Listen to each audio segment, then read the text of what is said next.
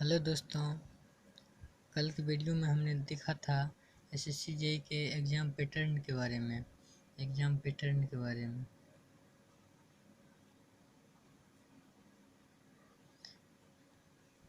आज हम लोग देखने वाले हैं, जैसा हमने बोला था दूसरे वीडियो में हम सिलेबस के बारे में चर्चा करेंगे, तो फिर आज हम सिलेबस का वीडियो लेके आए हैं। तो देखते हैं एसएससी जेई के मैकेनिकल में मेनली टेक्निकल का हम बात करने वाले हैं आज। टेक्निकल पेपर जो कि पेपर 1 और पेपर 2 दोनों में होता है। पेपर 1 एंड पेपर 2 में दोनों में होता है। और हम लोग आज पेपर 1 और पेपर 2 के टेक्निकल पार्ट के सिलेबस के बारे में देखेंगे।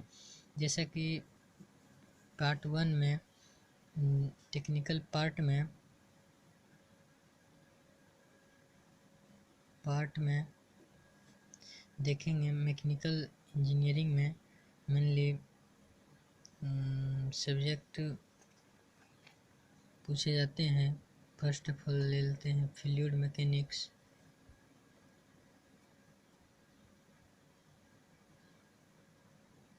एंड मशीनरी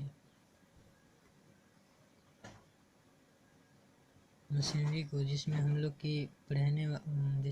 पढ़ते हैं properties of and classification of. Mainly properties fluid से क्वेश्चन ज़्यादा आते हैं।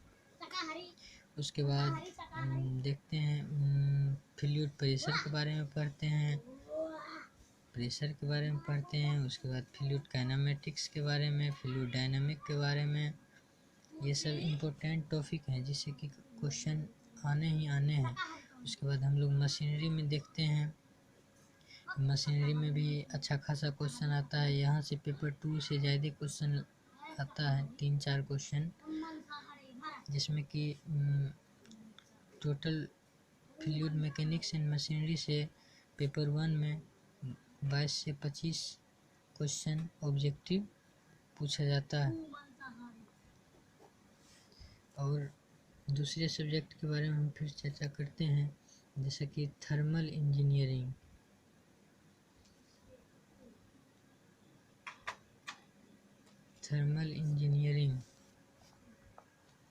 जिसमें कि हम लोग को पढ़ना पड़ता है थर्मोडायनामिक, बेसिक थर्मोडायनामिक,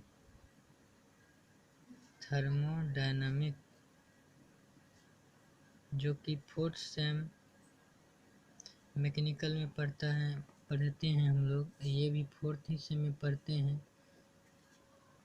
और इसका एक और भी पार्ट है जिसमें हम लोग आईसी इंजन, पावर इंजीनियरिंग जो कि में आता है पावर इंजीनियरिंग में। उसके बाद रेफ्रिजरेशन एंड एयर कंडीशनिंग भी इसमें पढ़ते हैं। और इससे मैक्सिमम इससे अधिक क्वेश्चन आता है, जैसे कि 27 से 30 क्वेश्चन इससे ऑब्जेक्टिव टाइप क्वेश्चन में आ जाते हैं पेपर 1 में। और यह पेपर 2 के लिए भी ठीक ठाक ही है। और थर्ड हम बात करने वाले हैं theory of machine and machine design. आप लोग सोच रहे होंगे दोस्तों कि मशीन डिजाइन तो 6 सेम में या 6 सेम में पढ़ना पड़ता है, और थ्योरी ऑफ मशीन, लेकिन वहाँ पे एसएससी जेई में अलग अलग भागों में बांटा गया है। कुल पेपर को 5 भागों में बांटा गया है। 5 में आप लोग को, जैसे हम लोग को फ्लूइड मैकेनिक्स और मशीनरी 1 में, उसके बाद थर्मल इंजीनियरिंग में जैसा कि देखे हैं यहाँ पे thermodynamic, IC engine, power engine इत्यादि पढ़ना पड़ता है। उसके बाद थर्ड में हम लोग को theory of machine and machine design पढ़ना पड़ता है। 4th में मतलब भागों में जो सब विभाजित किया गया है उसके अनुसार इंजीनियरिंग मैकेनिक्स एंड मतलब इंजीनियरिंग मैकेनिक्स और स्ट्रेंथ ऑफ मटेरियल को एक पार्ट में लिया गया है, और यहाँ से भी क्वेश्चन आता है। उसके बाद एक अलग पार्ट प्रोडक्शन इंजीनियरिंग है। जैसे यहाँ से मतलब 5 पार्ट में यहाँ पे बांटा गया है, यहीं से क्वेश्चन ज़्यादा आने का चांसेस रहता है। और उसके बाद हम लोग theory of machine and machine design में हम लोग simple mechanism, velocity analysis, VELOC velocity analysis, उसके बाद हम लोग बहुत सारे मशीन के पार्ट्स के बारे में, जैसे फ्लाई व्हील, गवर्नर, ये सब बहुत इम्पोर्टेंट क्वेश्चन, इम्पोर्टेंट चैप्टर है, जिससे कि क्वेश्चन आने का चांसेस ज़्यादा रहता है। यहाँ से टोटल मार्क्स यदि देखा जाए तो 15 से 17 मार्क्स का ऑब्जेक्टिव क्वेश्चन लेता है। और फिर हम लोग बात करते हैं फोर नंबर में engineering mechanics. Engineering mechanics and strength of material, जो कि हम लोग सेकेंड सेम में डिप्लोमा के, और ये पढ़ चुके हैं strength of material third same में। और यहाँ हम लोग देखते थे बॉडी कोई रखा हुआ है, उस पर फोर्स कोई जैसे लग रहा है, उसका एनालिसिस किए थे। उसमें बहुत सारा लॉ आया था, जैसे वेलिगन्स थ्योरम, बहुत सारा लॉ था इत्यादि सब का पढ़ते। और शॉम में हम लोग इसी का थोड़ा हायर स्टडी करते थे, जिसमें कि हम लोग बहुत सारा बीम, डिफ्लेक्शन इत्यादि के बारे में पढ़ते थे। यहाँ से SSC JEE डिपार्टमेंट मैक्सिमम 15 से 17 मार्क्स का ऑब्जेक्टिव क्वेश्चन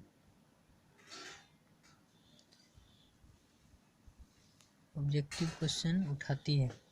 और फिर आगे हम बात करेंगे प्रोडक्शन इंजीनियरिंग के।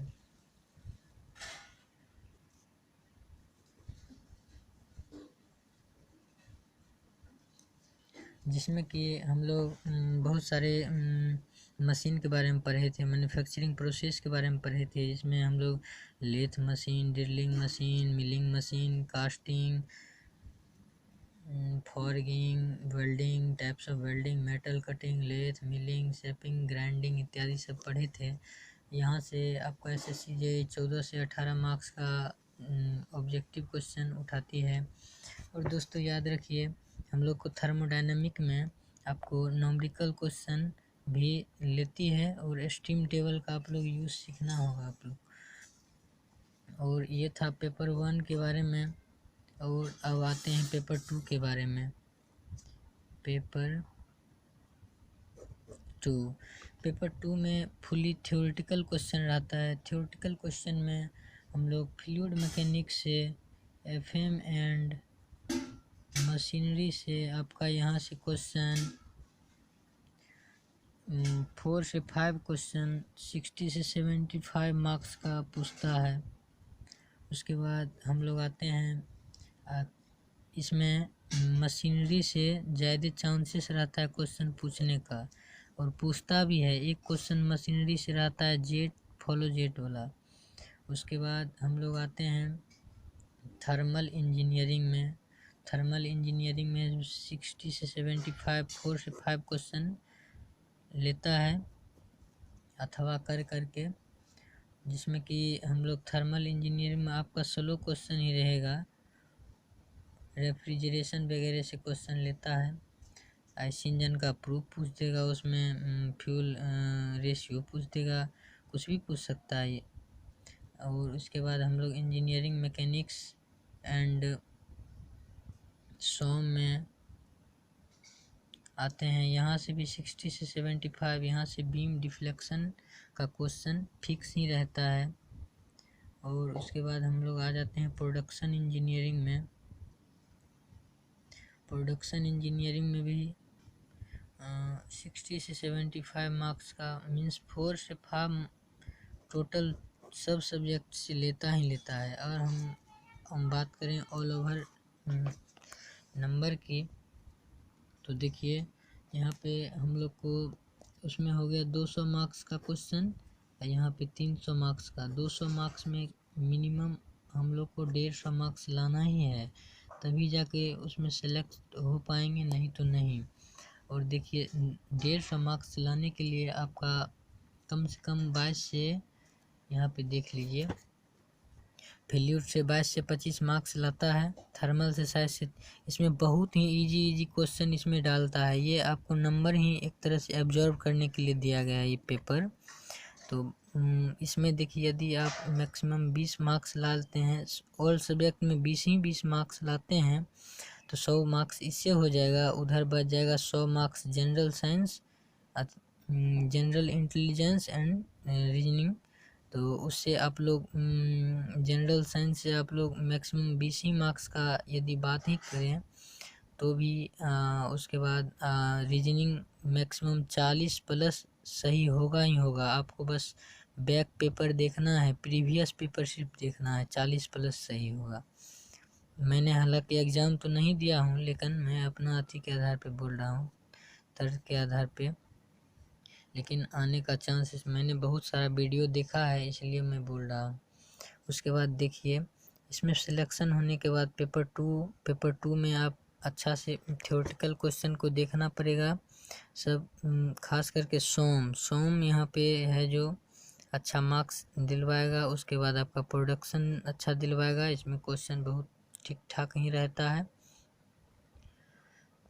उसके बाद आपको